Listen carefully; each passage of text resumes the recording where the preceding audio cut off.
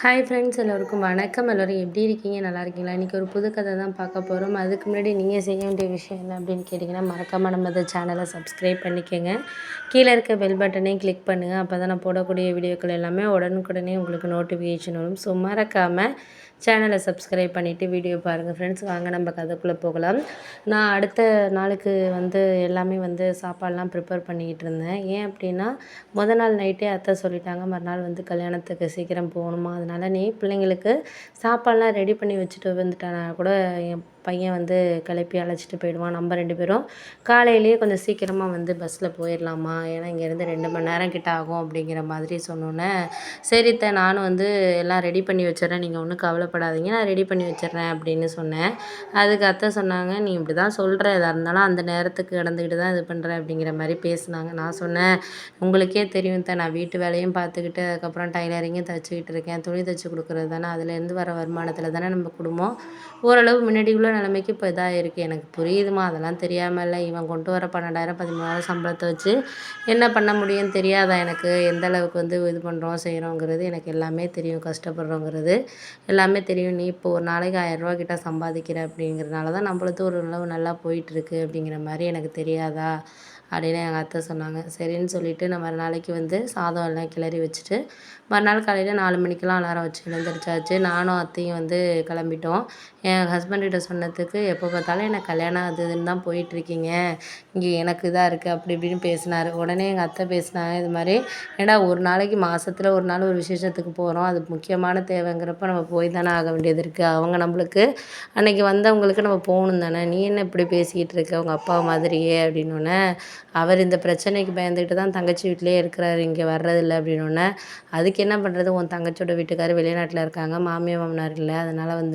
அவர் அப்பா துணைக்கு போய் இருக்கிறாரு, பண்ணுறாரு செய்கிறாரு, நீ என்ன இப்படி பேசிக்கிட்டு இருக்கியே அப்படின்னு சொல்லிட்டு சொன்னோன்னே, ஆமாம்மா அது உண்மைதான், எதாக இருந்தாலும் சொல்லிகிட்டு இருக்காங்க பண்ணுறாங்கங்கிறத தாண்டி எதையுமே நம்ம சொல்கிறதுக்குள்ளே இதாக இருக்குது, ஒரு சில விஷயங்கள் நம்மளுக்கு சொல்லி இது பண்ணுறதுக்கு ஒரு பயமாக இருக்கிற மாதிரி தானே ஒரு சில விஷயங்கள் இருக்குது அப்படின்னோடனே, ஆமாம்மா உங்ககிட்டலாம் நான் பேசி சமாளிக்க முடியாது, நீங்கள் காலையிலே பிள்ளைங்களை கிளப்பி குளிப்பாட்டி மட்டும் அனுப்பிவிடு, ஸ்கூலுக்கு வேன் வரும், சாப்பாடெல்லாம் எடுத்து வச்சிட்டோம், பாக்ஸில் எல்லாம் இருக்குது, யூனிஃபார்ம்லாம் மட்டும் மாட்டி விட்டு அனுப்பிவிடு, நாங்கள் ஈவினிங்கெல்லாம் வந்துடுவோம், 5 மணிக்கெலாம் நாங்கள் வந்துடுவோம், பார்த்துக்க, நீ தான் 4 மணிக்கெலாம் வேலையை விட்டு வந்துடுவேல்ல அப்படின்னோடனே,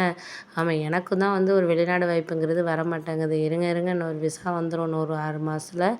எப்படியும் நான் கிளம்பிடுவேன், கிளம்புனதுக்கப்புறம் உங்கள் பிரச்சனையிலேருந்து முதல்ல தப்பிக்கணும், ஆகுனா இதே சொல்கிறீங்க, 10,000 சம்பாதிக்கணும், இதுக்கு முன்னாடி 40,000 50,000 சம்பாதிச்சு கொடுத்தப்பெல்லாம் வாங்கிக்கிட்டீங்க பண்ணிக்கிட்டீங்க, இப்போ இப்படி இருக்குது அப்படின்னோடனே, என்னடா பண்ணுறது, சூழ்நிலைக்கு ஏற்ற மாதிரி தானே எல்லாருமே மாறுற மாதிரி இருக்குது, அந்த நேரத்தில் அது இது சரியாக இருக்கிற மாதிரி இருக்குது, அதுக்கப்புறம் நம்மளுக்கு பொருளாதார சூழ்நிலையாக பிள்ளைங்க வந்துடுச்சுங்க, நல்லா சம்பாதிக்கணும் பண்ணணும் செய்யணும் அப்படிங்கிற ஒரு எண்ணத்தினால தானே நான் இது பண்ணிக்கிட்டு இருக்கேன், உனக்கு தெரியாத விஷயம்னு கிடையாது, எனக்கு எதுக்கு இப்போ சொல்லணும்லாம் அக்கறை கிடையாது, உங்கள் சித்தி பையனை போய் பாரு, அவன்லாம் இப்போ வெளிநாடு போயிட்டு வந்துகிட்டு இருக்கனால தான் அவங்களாம் வீடு கட்டி, முன்னாடி நீயும் போனால் சம்பாரிச்சப்பா இல்லைங்கள, இப்போ உனக்கும் நீ ட்ரை பண்ணாமலாம் கிடையாது, ட்ரை பண்ணாலும் நம்மளுக்கு அது என்னமோ கிடைக்க மாட்டேங்குது, அவ்வளோதான், அதுக்கு நம்ம ஒன்றும் செய்ய முடியாது, நம்மளுமே முயற்சி பண்ணிக்கிட்டு தான் இருக்கிறோம், இல்லாமல் இல்லை, எதாக இருந்தாலும் நமக்குன்னு ஒரு வருமானம் இருக்கணும், பண்ணணும், செய்யணும், அதை தாண்டி நம்ம ஒன்றும் இது பண்ண முடியாத மாதிரியான ஒரு சூழ்நிலையில் தான் இருக்கிறோம், அதுக்காக நம்ம ஒன்றும் செய்ய முடியாது பண்ண முடியாது, பார்ப்போம் முடிஞ்ச வரைக்கும் நம்மளால் முயற்சி பண்ணி பார்ப்போம்ப்பா, நீ ஒன்றும் கவலைப்படாத, இதையே நினச்சிக்கிட்டு நீ மனசை போட்டு எதையும் குழப்பிகிட்டு இருக்காத, பார்த்துக்கலாம் அப்படிங்கிற மாதிரி சொன்னோன்னே, சரி நீங்கள் ஏதோ சொல்கிறீங்க, இருந்தாலும் எனக்குன்னு ஆசை இருக்குமா, எனக்கும் பிள்ளைங்களுக்கு செய்யணும் பண்ணணும், அவங்களுக்கு நல்ல ஒரு எதிர்காலத்தை ஏற்படுத்தி கொடுக்கணும் அப்படிங்கிற மாதிரி நிறைய விஷயங்கள் இருக்குது, இல்லாமலாம் கிடையாது, எனக்கு நிறைய செய்யணுன்ற ஆசை இருக்குது, ஆனால் இப்போதைக்கு என்னால் ஒன்றும் செய்ய முடியாத மாதிரியான நிலமையில நான் இருக்கிறதுனால வேறு வழி இல்லாமல் நான் இது பண்ணிக்கிட்டு இருக்கேம்மா அப்படிங்கிற மாதிரி சொன்னோன்னே, சரி விடு, அதெல்லாம் நீ நினச்சி யோசிச்சுட்டு இருக்காத, எனக்கு எல்லாமே புரியுதுப்பா அப்படிங்கிற மாதிரி சொன்னோன்னே, அதுக்கப்புறம் நீங்கள் ஏதாச்சும் விசேஷத்துக்கு கிளம்பி போங்க, அந்த நேரத்தில் அதெல்லாம் பேசிகிட்டு இருக்க வேண்டாம், பேசிகிட்டு இருந்து என்ன ஆக போகுது, எதுவும் செய்ய போகிறது கிடையாது, முடிஞ்ச வரைக்கும் நம்மளால் இனிமேல் முயற்சி பண்ணி பார்ப்போம், நீ ஒன்றும் கவலைப்படாத, நான் ஏதோ ஒரு கோவத்தில் அம்மா பேசிட்டேன், அதெல்லாம் நீ நினச்சிக்கிட்டு இது பண்ணிகிட்டு இருக்காதப்பா அப்படின்னோடனே, சரி அதெல்லாம் நான் எதுவும் நினச்சிக்கல, எல்லாமே சரியான ஒரு இதில் நமக்கு பக்குவமாக ஒரு சில விஷயங்களை வாழ்க்கையில் எடுத்துகிட்டு போகணுங்கிற மாதிரி தான் நான் இப்போ யோசிச்சுட்டு இருக்கேம்மா, எனக்கும் தெரியுது நம்ம கஷ்டப்படுறோம், எல்லாமே தெரியுது, தெரியாமலாம் கிடையாதும்மா அப்படிங்கிற மாதிரி சொன்னோன்னே